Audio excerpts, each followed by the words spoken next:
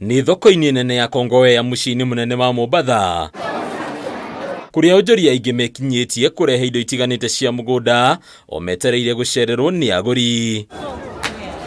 Mũgarũ na thigũkũ iria ingĩ cia Christmas na mwaka mwerũ, Akenya makoneka gũthuna guoko harĩ thogora ya indo mwaka ũyũ, ũndũ ũrĩa ũcũngĩrĩirio nĩ wagi wa mbeca cia kũigana, ũndũ ũmwe na kuongerereka kwa gharama ya mũtũrĩre. Kidogo kubwa kabisa tunaanza na 15, 14 mpaka kuna 1300 kuku ambaye kidogo unaweza kula na familia wakafurahia. Kama sasa ukiona bei ya kabenji saa hii, ile kabenji kubwa inatoka shilingi 100. Lakini ukiangalia kulingana na hizo siku zingine tulikuwa tunauza shilingi 80 kwenda chini. Lakini saa hii imepanda kwa sababu ya watu kuwa wengi, kwa sababu ya sikukuu. Gunia viazi saa hii inatoka 13,800 na ilikuwa 3,000. Kumaanisha kwa sababu ya bila customer wamekuwa wengi, bei imepanda kidogo. Onjoria magatarĩria ũrĩa mathogora ma indo macenjetie makĩria harĩ maciaro ma mũgũnda ũkĩringithanio na mĩaka ĩngĩ ya hau kabere. Kwa tulikuwa tunaona kitunguu neti moja kwa kilo 12 ilikuwa inachezea shilingi 650 mpaka 800. Sasa kitunguu neti moja kwa kilo 12 sasa ndio inauzwa shilingi 2,000. Si unaona?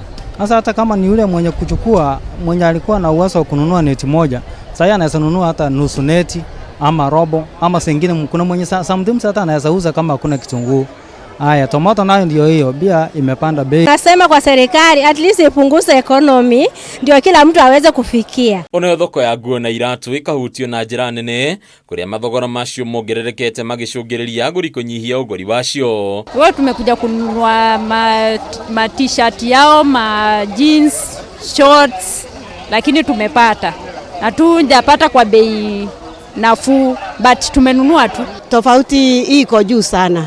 Hata hakuna nguo, tunakula na zile nguo za kitambo.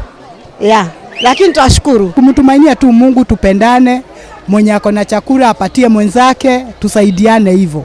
Aingĩ a Kenya magetĩkanĩria o gũikara mataũni-inĩ ta gũkũ Mombatha handũ ha gũthiĩ icagi-inĩ, magĩthemana na gharama ya marĩhi ma igũrũ harĩ marĩhi ma ũkuui ũndũ ũmwe na gharama ya igũrũ ya mũtũrĩre. Tutasherekea Christmas yetu, tumeamua tusherekee hapa Mombasa.